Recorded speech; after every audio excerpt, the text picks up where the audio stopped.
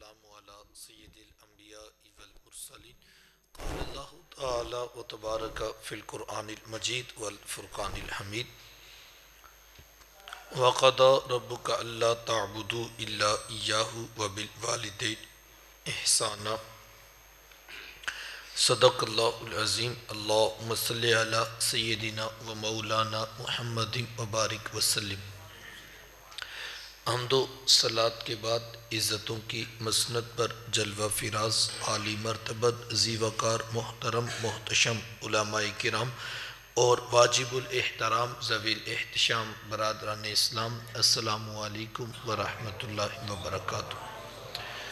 توفیق باری تعالیٰ مجھے اور آپ کو درس قرآن مجید کی سعادت حاصل ہو رہی ہے۔ اللہ کی بارگاہ میں دعا گو ہوں کہ اللہ تعالیٰ میری اور آپ کی شرکت کا لمحہ لمحہ قبول فرمائے اور قابل عمل باتوں پر توفیق عمل نصیب فرمائے۔ ارشاد فرمایا وَقَضَى رَبُّكَ أَلَّا تَعْبُدُوا إِلَّا إِيَّاهُ، اور تیرے رب نے فیصلہ کر دیا کہ اس کے سوا کسی کی عبادت نہیں۔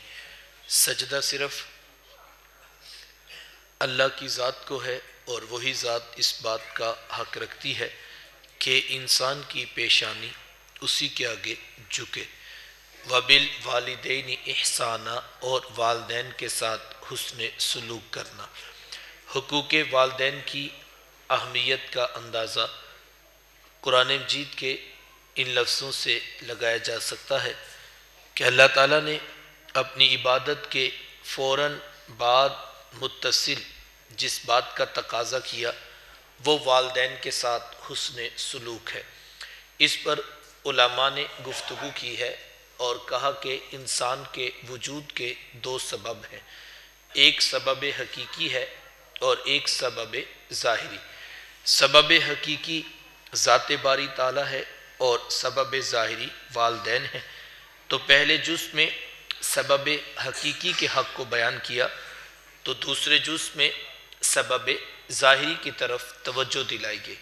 ماں باپ کس قدر اہمیت کے حامل ہیں، میرے حضور تشریف فرما تھے، صحابہ بیٹھے تھے کہ دور سے ایک بوڑھی خاتون کو اپنی طرف آتے دیکھا، آقا کریم علیہ السلام کی نظر پڑی تو میرے حضور اٹھ کھڑے ہوئے، میری ماں پکارتے ہوئے اور دوڑ لگاتے ہوئے ان کے قریب پہنچے، پھر کندھوں سے وہ چادر اتار کر نیچے زمین پر بچھا دی جسے میں اور آپ کائنات کا قیمتی اثاثہ سمجھتے ہیں۔ اپنی والدہ کو اس چادر کے اوپر بٹھایا، کان لگا کر گھنٹوں ان کی باتیں سنی، اور جب وہ بوڑھی خاتون کون تھی کہ حضور علیہ السلام نے کندھوں کی چادر ان کے قدموں کے نیچے بچھا دی تو بتانے والے نے بتایا کہ تمہیں نہیں پتا، یہی تو حضور علیہ السلام کی رضائی والدہ حضرت حلیمہ سعدیہ سلام اللہ علیہ تھے۔ سگی ماں تو سگی ماں ہوتی ہے، میرے حضور علیہ السلام نے تو دودھ پلانے والی ماں کو بھی اتنی عزتیں عطا کی۔ ماں باپ کیا ہوتے ہیں یہ زمانے کو میرے حضور علیہ السلام نے آ کر بتلایا۔ آقا کریم علیہ السلام مت ہوا، آ کر عرض کرتا ہے کہ حضور میں جہاد پہ جانا چاہتا ہوں۔ میرے آقا پوچھتے ہیں احیٌ والدہ کا، کیا آپ کے ماں باپ زندہ ہیں؟ قال نعم، جی حضور زندہ ہیں۔ قال ففیہما فجاہد، فرمایا جائیے ان کی خدمت کیجئے، یہی آپ کا جہاد ہے۔ ماں تڑپ رہی ہو، بیٹا جہاد کرے یا تبلیغ، اللہ کا قرب نہیں ملے گا جب تک ساتھ میں ماں باپ راضی نہیں ہوں گے۔ ماں باپ کو اس قدر اہمیت حاصل ہے، اس سے بڑھ کر اور کیا رتبہ بیان کیا جائے۔ یہاں تک ارشاد فرما دیا کہ جس کا باپ راضی ہے ہم ضمانت دیتے ہیں اس کا عرش کا رحمان بھی راضی ہے، اور جس کا باپ ناراض ہے اس کا عرش کا رحمان بھی ناراض ہے۔ کائنات کی قیمتی متاع جنت تھی، کھینچ کر کے ماں کے قدموں کے نیچے بچھا دی۔ ماں باپ کو اس قدر اہمیت حاصل، یقین جانیے ہمیں تو شاید آج تک اس بات کا ادراک ہی نہیں ہو سکا کہ ماں باپ کی خدمت انسان کو کہاں تک پہنچا دیتی ہے۔ آپ نے علماء سے وہ روایت سنی ہوگی کہ حضرت موسیٰ علیہ السلام نے پوچھا تھا کہ مالک میرا جنت کا ساتھی کون ہے؟ تو کہا موسیٰ فلاں بازار میں چلے جائیے، وہاں پر ایک قصاب ہے جو گوشت کاٹ کر لوگوں کو بیچ دیتا ہے، وہ آپ کا جنت کا ساتھی ہے۔ حضرت موسیٰ علیہ السلام چل پڑے کہ میں جا کر دیکھوں تو صحیح وہ کیا کرتا ہے۔ جا کر دیکھا تو عام سا قصاب تھا، گوشت کاٹتا اور لوگوں کو بیچ دیتا، ہاں جو ٹکڑا اسے اچھا لگتا وہ الگ کر دیتا۔ شام کو جب گھر واپس پلٹنے لگا تو اس نے الگ کیا ہوا گوشت پیک کیا اور وہ گھر کی طرف چل دیا۔ حضرت موسیٰ علیہ السلام بھی اس کے پیچھے ہو لیے۔ وہ گھر پہنچا تو جا کے شوربے میں کھانے کو تیار کیا، اور جب کھانا پک گیا روٹی کے ٹکڑے توڑ توڑ کر بگو بگو کر نرم کرتا اور پھر محبت سے لقمہ بنا کر اپنی بوڑھی ماں کے منہ میں رکھتا۔ حضرت موسیٰ علیہ السلام اس کا یہ عمل دیکھتے رہے، پھر اس نے ٹانگیں دبائی، خدمت کی۔ جب اٹھ کر جانے لگا تو اس کی بوڑھی ماں نے آسمان کی طرف دیکھا اور اس کے بوڑھے لب ہلے۔ بڑھاپے کی وجہ سے آواز زیادہ نہ پیدا ہو سکی، تو حضرت موسیٰ علیہ السلام نے پوچھ لیا کہ تیری ماں کیا کہہ رہی ہے؟ تو اس نے کہا حضرت میری ماں بڑی سادہ ہے، جب شام رات جا کر یوں اس کی خدمت کرتا ہوں تو یہ روزانہ آسمان کی طرف رخ کر کے کہتی ہے کہ اللہ تجھے جنت میں موسیٰ کا ساتھ عطا کرے، اور میں کہتا ہوں ماں تو بڑی سادہ ہے، کہاں کوہ طور پہ بیٹھ کر ڈائریکٹ رب سے باتیں کرنے والے پیغمبر حضرت موسیٰ علیہ السلام، اور کہاں میرے جیسا عام سا گناہگار آدمی۔ تو ماں یہ تو کوئی جوڑ ہی نہیں بنتا ہے، لیکن حضرت میری ماں مجھے روزانہ یہی دعا دیتی ہے اور میں بھی اس کا دل رکھنے کے لیے آمین کہہ دیتا ہوں۔ تو حضرت موسیٰ علیہ السلام مسکرا پڑے، کہا تجھے پھر مبارک ہو، عرش کے رحمان نے تیری بوڑھی ماں کے لب قبول کر لیے ہیں، اور تو ہی جنتوں میں موسیٰ علیہ السلام کے ساتھ کھڑا کیا جائے گا۔ ماں باپ اس قدر اہمیت کے حاصل۔ علماء نے 3 باتیں لکھی ہیں، وقت سمٹ گیا، میں بات مکمل کرنی ہے، اور میں یہ چاہتا ہوں کہ آج کے اس درس قرآن سے یہ 3 باتیں ہم بطور سبق اپنی زندگی میں شامل کرنے کا عہد کر لیں، اور صرف آج کی اس نشست میں نہیں، جب بھی کسی محفل میں بیٹھیں، جب بھی دین کی کسی مجلس میں بیٹھیں، اس آرزو کے ساتھ بیٹھیں کہ مالک آج جو بھی سنوں مجھے اس پر عمل کی توفیق دینا۔ یہاں ہمارے ہاں ایک بہت بڑا المیہ اس دور کا یہ ہے، محافل تو بہت ہیں، تقاریر تو بہت ہیں، لیکن عمل کا جذبہ پیدا نہیں ہو پایا۔ ورنہ میرے استاذ المکرم ایک دن ہمیں فرمانے لگے کہ یار بندہ تقریر دھیان سے سن لینا تو زندگی میں ایک تقریر بھی کافی ہوتی، جو سنے اس پر عمل کرے۔ پہلے آپ دیکھیں تاریخ میں لوگ کتنی مختصر، ان کی علماء سے ملاقات ہی نہیں تھی، علماء ایک ایک شہر میں کوئی میسر آتے تھے، لوگ شہروں کے شہر، دیہاتوں کے دیہات سفر کر کے ان کی مجلس کو اٹینڈ کرتے تھے، لیکن ایک ملاقات میں کوئی واعظ، کوئی نصیحت سنا تو اس کے بعد اس کے اوپر عمل کیا اور زندگی بدل گئی۔ تو آج کی صرف یہ 3 مختصر باتیں میں اور آپ یاد کر لیں۔ علماء نے لکھا کہ جو شخص چاہے کہ اس کے ماں باپ اس سے راضی ہو جائیں، اسے زندگی میں 3 کام ضرور کرنے چاہیے۔ سب سے پہلا کام، کثرت سے ماں باپ کے لیے بخشش و مغفرت کی دعا کی جائے۔ ماں باپ زندہ ہوں تب بھی، ماں باپ وفات پا جائے تب بھی۔ ایک روایت میں ہے کہ جو شخص روزانہ اپنے ماں باپ کے لیے بخشش و مغفرت کی دعا کرتا ہے، میرے حضور فرماتے اس کے رزق میں کبھی بے برکتی نہیں آتی، اللہ تعالیٰ اس کو رزق کی فراوانی عطا کرتا ہے۔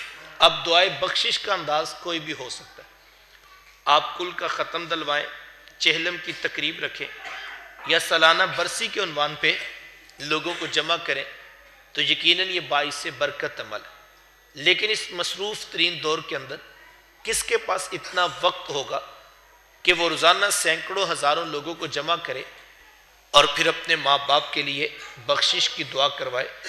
یقیناً یہ مشکل ہے۔ دوست احباب گاہے بگاہے اس طرح کی محافل کا انعقاد کرتے ہیں، یقیناً یہ باعث برکت ہیں، لیکن روزانہ تو آپ اس طرح لوگوں کو جمع کر کے ماں باپ کے لیے بخشش کی دعا نہیں کر پائیں گے۔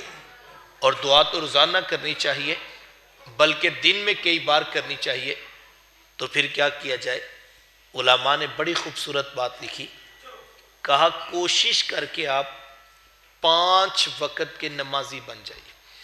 یہ اتنا خوبصورت عمل ہے، اتنا خوبصورت عمل ہے کہ بیٹے کی کوئی نماز پوری نہیں ہوتی جب تک وہ یہ دعا نہیں کر لیتا، ربنا اغفر لی والی والدی، کہ مالک مجھے بھی بخش دے، میرے ماں باپ کو بھی بخش دے۔ یہ بہترین وظیفہ ہے۔ ایک تو رب کا حکم ہے، سینکڑوں مرتبہ پڑھنے کی تاکید ہے، نہ پڑھنے پر سخت عذاب کی وعید ہے، اور دوسرا محبوب علیہ السلام کی بھی آنکھوں کی ٹھنڈک ہے، اور دوسرا بیٹے کی نماز ہی پوری نہیں ہوتی جب تک وہ بخشش و مغفرت کی دعا نہیں کر لیتا۔ نماز نماز نماز، آخری وصیت امت کے نام یہی تھی، لوگوں نماز نہ چھوڑنا، لوگوں نماز نہ چھوڑنا، لوگوں نماز نہ چھوڑنا۔ آج ہم دیکھیں 95% لوگ ہیں جو شاید عملاً نماز کا بائیکاٹ کر چکے ہیں۔ ہماری مسجدیں ویران ہیں اور ہمارے گھر قبرستان بنے ہوئے ہیں۔ جس گھر میں کوئی شخص اٹھ کے سجدہ کرنے کے لیے آمادہ نہیں، وہ گھر قبرستان نہیں تو اور کیا ہے؟ کیا یہ مسلمانوں کے گھر کی صبح ہے؟ ذرا میں اور آپ ایک لمحے کے لیے اپنے گھر کے ماحول کے اندر غور تو کریں کہ پڑھے لکھے دوست احباب ایک 4 دیواری میں رہتے ہیں، مذہب پر بھی وہ جناب گھنٹہ گفتگو کر سکتے ہیں، سیاست پر کسی کو باری نہیں آنے دیتے، جدید علوم سے آراستہ زندگیاں گزر رہی ہیں، لیکن صبح ہوتی ہے تو کوئی ناشتے کی طرف دوڑ رہا ہے، اور کوئی کالج سکول کی طرف دوڑ رہا ہے، کوئی فصلوں کی طرف دوڑ لگا رہا ہے۔ ذرا دیکھیے کیا یہ مسلمانوں کے گھر کی صبح ہے؟ مسلمانوں کو تو سب سے پہلا کام جو دیا گیا وہ سجدے کا نور دیا گیا تھا، کہ تمہیں زندگی کی بہار دوبارہ ملی ہے، اٹھتے ہی تم اپنے رب کے حضور جھک جاؤ اور شکر ادا کرو کہ مالک تیرا کرم ہوا کہ تو نے مجھے سجدے کی توفیق عطا کی، مجھے دوبارہ زندگی کا لطف نصیب ہوا۔ تو ہماری تو صبح سجدے سے ہے، ہماری صبح تو تہجد سے ہے، ہماری صبح تو قرآن کی تلاوت سے ہے۔ لیکن اگر گھر میں یہ نہیں ہے تو پھر میں اور آپ دیکھیں ہم کہاں پہ کھڑے ہیں؟ جھوٹ، دھوکہ، فراڈ، گھر کے اندر فتنے، فسادات، اختلافات، جھگڑے۔ اس کی ایک وجہ یہ ہے کہ ہمارے گھر کے اندر کتاب رحمت قرآن مجید کی تعلیمات نہیں ہیں۔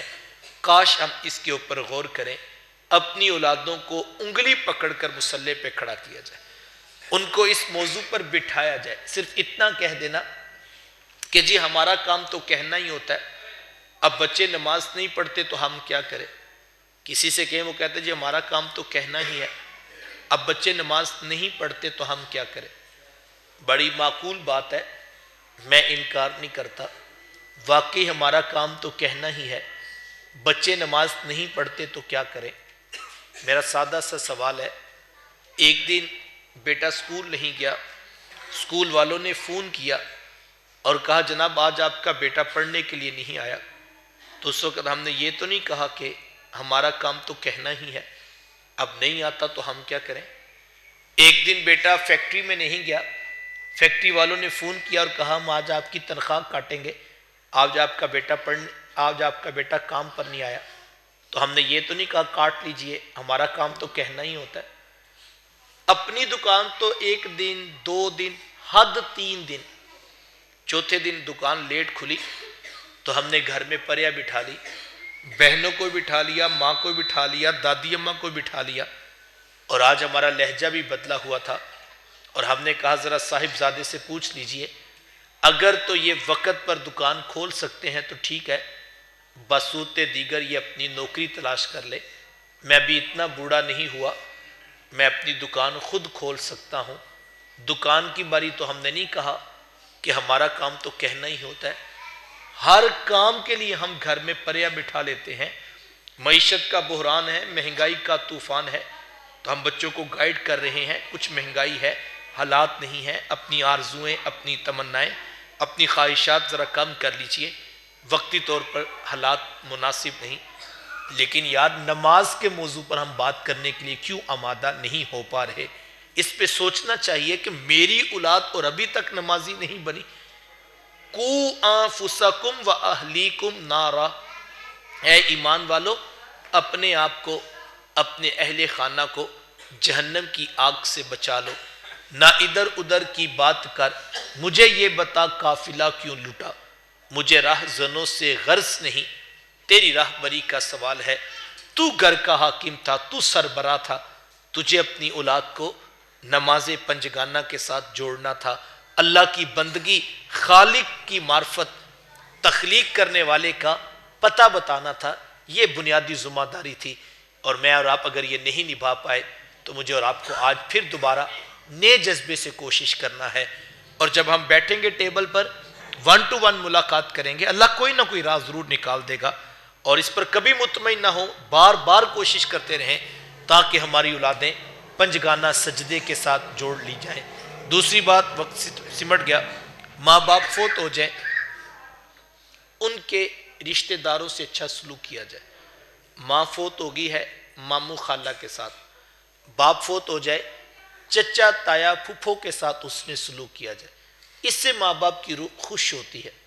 ویسے بھی تعلیمات شریعت ہیں، فرمایا وہ شخص جنت میں داخل نہیں ہوگا۔ پوچھا گیا حضور کون جنت میں داخل نہیں ہوگا؟ فرمایا قاطع الرحم، رشتوں کو توڑنے والا جنت میں داخل نہیں ہوگا۔ دوسری روایت میں ہے جنت میں جانا تو بڑے دور کی بات، یہاں تک فرما دیا وہ جنت کی خوشبو بھی نہیں پا سکے گا۔ تو میں اور آپ اس بات پہ غور کریں، ہماری ماں کا اپنی بہن، لیکن وہ اختلاف اتنی نفرت نہ پیدا کر دے کہ ہماری اولادیں چچا تایا ماموں خالہ کا احترام کرنے سے بھی گریزاں ہو جائے۔ کبھی رشتوں کو اس حد تک نہ پامال کیا جائے، ورنہ کل کو نفرت کے بیج ہم نے اولاد کے سینے میں بو دیے تو وہ نفرت کسی نہ کسی انداز میں ہمارے سامنے بھی کھڑی ہو جائے گی۔ محبت سکھائیے، بڑوں کا ادب، چھوٹوں پہ شفقت، یہ طریقہ ہو کہ ہم اپنی اولاد کو خود سکھانے والے بنیں، اور اس کا بہترین کیا طریقہ ہے کہ ہمارے رویے نرم ہو جائے۔ بعض اوقات کہتے جی ہم نے تو منع نہیں کیا کہ چچا سے سلام نہیں لینا، ماں کہتی میں نے کب کہا ہے کہ تایا سے ساتھ سلام نہیں لینا، باپ کہتا ہے میں نے کب کہا ہے کہ ماموں کے گھر نہ جانا۔ ہم کہتے نہیں ہیں، لیکن جس انداز میں گھر میں رشتوں کا ذکر ہوتا ہے، اولادیں ہماری ہیں وہ خود سمجھ جاتی ہیں ہم نے کس سے کتنا سلام لینا ہے۔ تو اگر ہم اچھے اخلاق کا مظاہرہ کرتے ہوئے اپنے لیے اپنے بہن بھائیوں کا اچھے انداز میں ذکر کریں گے تو یقیناً اولاد کے سینے میں چچا کا پیار پیدا ہوگا، ماموں اور خالہ کی محبت بھی پیدا ہوگی۔ یہ معاشرے کے اندر، سوسائٹی کے اندر اس وقت اشد ضرورت ہے کہ ہم اپنے خاندان کے یونٹ کو منظم کریں اور پورا خاندان پیار، محبت، الفت کے ساتھ آگے بڑھے۔ میری تیسری اور آخری بات، ماں باپ فوت ہو جائیں تو جو نیکی دنیا میں وہ کرتے تھے اس کا تسلسل نہیں ٹوٹنا چاہیے۔ کسی غریب کی مدد کرتے تھے، کسی یتیم کی فیس دیتے تھے، کسی بیوہ کے گھر میں راشن، کسی مسجد، مدرسہ یا ہاسپٹل میں فنڈ پہنچاتے تھے، تو یہ نہیں کہ وہ اگلے دن آئیں تو آپ کے وہ تو حاجی صاحب کرتے تھے کل سے آپ نہ آئیے گا، ایسے نہیں ہونا چاہیے۔ نیکی نسل در نسل آگے چلنی چاہیے۔ نیکی میں بڑی طاقت ہے، یقین جانیے، نیکی 7 نسلوں کو بھی پار لگا سکتی ہے۔